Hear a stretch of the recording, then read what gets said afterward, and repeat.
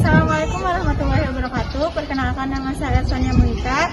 Saya dari akuntansi C, NIM akhir 119. Di sini saya akan menampilkan potensi wisata religi yang ada di daerah saya, yaitu di daerah Bangkalan.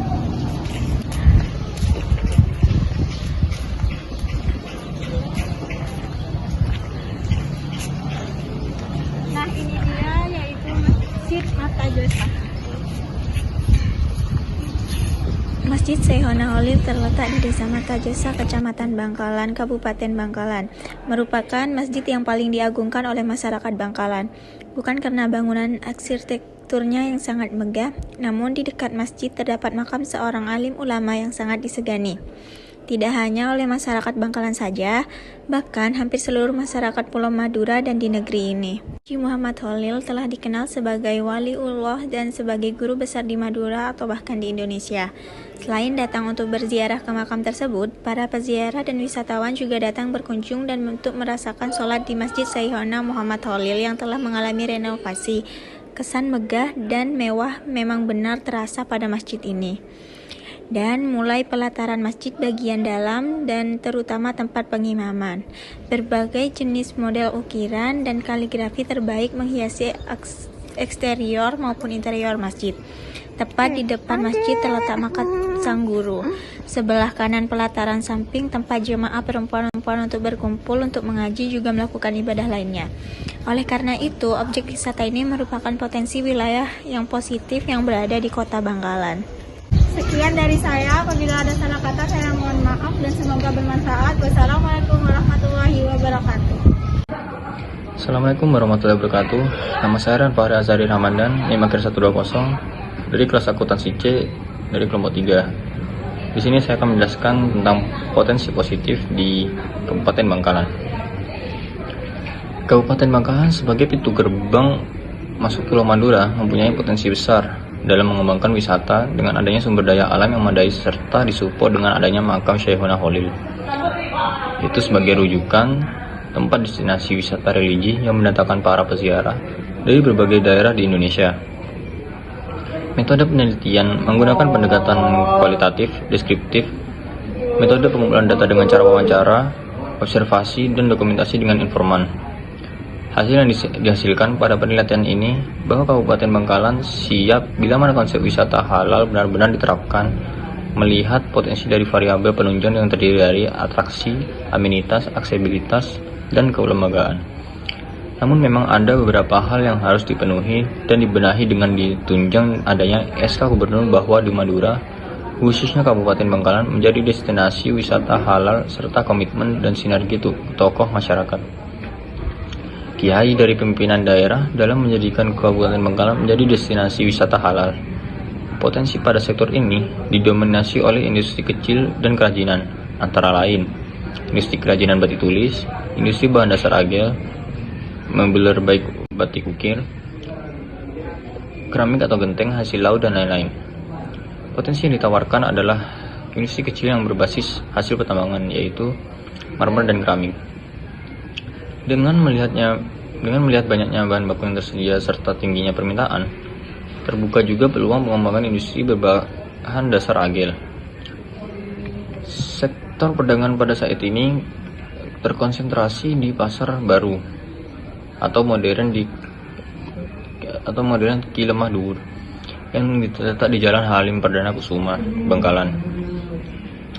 Selain pasar modern ini, saat ini pemerintah daerah Kabupaten Bangkalan sedang merampungkan pembangunan sebuah pusat perniagaan sekaligus mal pertama di Madura yang terletak satu kompleks dengan pasar baru atau modern Ki Lemah Dhuwur, yaitu Bangkalan Plaza. Dengan beroperasinya Jembatan Suramadu atau Jembatan Suramadu, diharapkan lalu lintas perdagangan barang dan jasa lebih lancar. Potensi investasi dan perdagangan sektor pertanian Kabupaten Bangkalan meliputi pertanian, tanaman, pangan, dan hortikultura. Produk tanaman pangan terdiri dari padi, jagung, kedelai, kacang tanah, kacang hijau, ubi kayu, dan ubi jalar. Sedangkan komoditas yang dapat dikembangkan terdiri dari kedelai dan kacang tanah. Komoditas perkebunan dikembangkan masyarakat Kabupaten Bangkalan secara tradisional maupun modern. Beberapa di antara komoditas perkebunan tersebut adalah kelapa, kapur randu, jambu mente, agrel, dan jambu jamu. Untuk jambu mente, produk kacang yang mentenya memiliki kualitas yang baik atau kualitas ekspor sehingga sangat layak sebagai peluang investasi dan perdagangan. Sekian dari saya. Wassalamualaikum warahmatullahi wabarakatuh. Assalamualaikum warahmatullahi wabarakatuh. Saya Nadila Lastanti, NIM akhir 099. Di sini saya akan menjelaskan salah satu wisata yang berada di Bangkalan, Madura, Jawa Timur. Jika kalian memiliki rencana liburan di daerah timur Pulau Jawa, tempat ini merupakan rekomendasi utama untuk Anda kunjungi atau berpiknik, yaitu di Bukit Cetim yang terletak di daerah Bangkalan, Jawa Timur. Seperti namanya yang ala Timur Tengah, tempat tersebut merupakan bekas tambang kapur yang disulap menjadi tempat wisata yang sangat layak untuk kalian kunjungi. Lokasi wilayah ala Timur Tengah ini, Bukit Ceti ini terletak di Desa Ceti, Kecamatan Soca, Kabupaten Bangkalan, Madura, Jawa Timur. Jarak tempat wisata ini dari pusat utama Kabupaten Bangkalan hanya berjarak sekitar 10 km saja. Tempat ini mulai banyak menarik perhatian dari para wisatawan yang haus dan penasaran akan destinasi asing, unik dan menarik serta baru ada di Nusantara yang kaya ini. Lokasi wisata ini sedikit mirip dengan wisata lainnya yang ada di kota Yogyakarta, yaitu tebing Breksi. Namun, tentu setiap lokasi memiliki keunikan dan ceritanya masing-masing. Di lokasi wisata alam Bukit Ceti ini, kalian akan disuguhkan oleh pemandangan menarik dari bongkahan-bongkahan, bahkan guntaran-guntaran dari kapur putih yang berukuran besar atau raksasa. Kawasan Bukit Ceti ini cukup luas dan dihiasi dengan eloknya pemandangan yang alami di sekitar lokasi karena masih terdapat bukit-bukit hijau dan asri, dan tentu saja sangat cocok untuk kalian berpiknik sambil bersantai dan berfoto ria di sini. Selain menikmati keindahan lokasi wisata di Bukit Ceti ini, kalian juga bisa menikmati keindahan dari Pulau Madura secara menyeluruh dari atas puncak Bukit Ceti. Bukan hanya itu saja, bahkan kalian juga dapat bermain dan santai juga menikmati hamparan bukit berwarna hijau yang luas dan asri dari atas Bukit Ceti ini. Sensasi alam ini yang sangat luas dan indah sekali. Kalian bisa menikmati berenang santai di antara bukit-bukit kapur seperti di tengah gurun pasir. Cukup membayar 10.000 saja, kalian bisa sudah dapat menikmati piknik ala Timur Tengah di Madura ini. Sekian penjelasan tempat wisata yang ada di Bangkalan, Madura ini. Sekian dari saya. Wassalamualaikum warahmatullahi wabarakatuh. Assalamualaikum warahmatullahi wabarakatuh. Perkenalkan, nama saya Aulia Nabila, NIM akhir 103. Di sini saya akan menceritakan potensi positif di wilayah Kabupaten Bangkalan. Kabupaten Bangkalan sebagai pintu gerbang masuk ke Pulau Madura mempunyai potensi besar dalam mengembangkan wisata. Dengan adanya sumber daya alam yang memadai serta disupport dengan adanya makam Syekh Holil sebagai rujukan tempat destinasi wisata ini yang mendatangkan para peziarah dari berbagai daerah di Indonesia. Konsep wisata halal merupakan trending baru dalam pengembangan pariwisata di Indonesia. Hasil yang dihasilkan pada penelitian ini bahwa Kabupaten Bangkalan siap bila mana konsep wisata halal benar-benar diterapkan. Banyak potensi dari variabel penunjang yang terdiri dari atraksi, amenitas, abilitas, dan kelembagaan. Namun, memang ada beberapa hal yang harus dipenuhi dan dibenahi dengan ditundang adanya SK Gubernur. bahwa di Madura, khususnya Kabupaten Bangkalan, menjadi destinasi wisata halal serta komitmen dan sinergi tokoh masyarakat dari pimpinan daerah dalam menjadikan Kabupaten Bangkalan menjadi destinasi wisata halal. Sekian, terima kasih. Wassalamualaikum. Assalamualaikum warahmatullahi wabarakatuh. Perkenalkan, nama saya Indah Dwi Kusrini dengan NIM 210221100100124 dari kelompok 3 kelas akuntansi C. Di sini saya akan memperkenalkan potensi wisata religi yang ada di Kabupaten Pamekasan, yaitu Vihara Avalokitesvara. Wisata Vihara Avalokitesvara Pamekasan adalah salah satu tempat wisata yang berada di Dusun Candi, Desa Polagan, Kecamatan Galis, Kabupaten Pamekasan. Wisata Vihara Avalokitesvara merupakan tempat wisata religi yang harus kita kunjungi karena pesona keindahannya. Penduduk lokal daerah Galis juga sangat ramah tamah terhadap wisatawan lokal maupun asing. Kota Pamekasan juga terkenal akan keindahan objek wisatanya. Salah satu contohnya adalah wisata Vihara Avalokitesvara Pamekasan ini.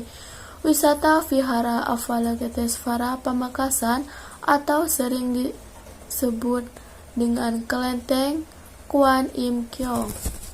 Bangunannya seluas 3 hektar dan didirikan pada abad 18 sekitar 1800 sebelum Masehi dan juga dinamakan Kelenteng Kwan Im Kiong karena di dalamnya ada patung Kwan Im Posat alias Avalokitesvara Dewi Welas Asih.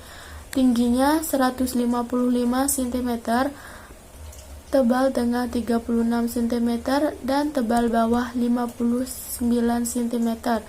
Bagi kalangan Tionghoa, vihara ini punya keunikan tersendiri. Ada legenda atau cerita lisan yang berlangsung turun-temurun termasuk sisa-sisa peninggalan budaya zaman Majapahit. Sementara itu, di tengah komplek peribadatan umat Tridharma itu tampak berdiri mushola dan pura. Inilah keunikan Vihara Avalokitesvara, ada rasa saling menghormati dan toleransi yang kental di dalamnya. Pihak vihara juga menyediakan tempat berwudu dan peralatan untuk sholat bagi umat muslim. Sekian penjelasan dari potensi wisata religi yang ada di Kabupaten Pamekasan. Kurang lebihnya mohon maaf. Wassalamualaikum warahmatullahi wabarakatuh. Assalamualaikum warahmatullahi wabarakatuh. Perkenalkan, nama saya Lulutul Fajriyah, NIM akhir 112, akuntansi C. Di sini saya akan memberitahu kalian tentang potensi-potensi yang ada di wilayah daerah saya, yaitu Kabupaten Sumeneb, Madura. Sumeneb merupakan kabupaten yang kaya, namun selama ini kurang dipublis dan kurang dikelola dengan maksimal. Kabupaten yang berada di ujung timur Pulau Madura ini menyimpan banyak sekali potensi, baik itu gas, pariwisata, pertanian, peternakan, hingga aviasi. Namun di video kali ini saya akan menjelaskan potensi pariwisata. Sumeneb itu sangat luas. Kabupaten ini memiliki 126 pulau yang tersebar hingga dekat Kalimantan dan juga Bali.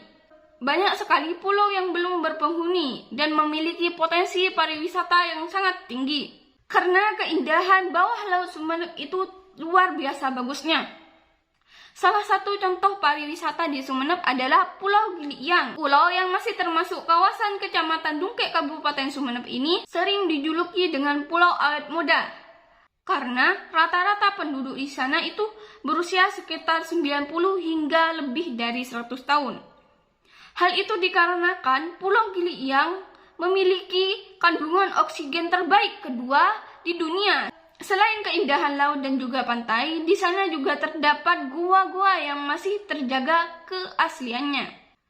Mungkin itu saja tentang penjelasan potensi yang ada di wilayah saya. Kalau kalian Penasaran? Kalian bisa langsung berkunjung ke Kabupaten Sumeneb. Wassalamualaikum warahmatullahi wabarakatuh.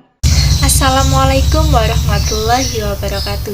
Saya Salsabila Widya Pramono, NIM Akhir 091 dari kelas akuntansi C. Di sini saya akan mengenalkan salah satu potensi objek wisata yang ada di daerah saya, yaitu Kabupaten Gresik. Meski Kabupaten Gresik identik dengan kota industri, namun sekarang banyak tempat wisata yang bisa dikunjungi dan tidak kalah bagusnya dengan kota lain. Salah satu objek wisata Gresik yang sangat berpotensi dan menarik minat wisatawan Nusantara adalah objek wisata Alam Gosari.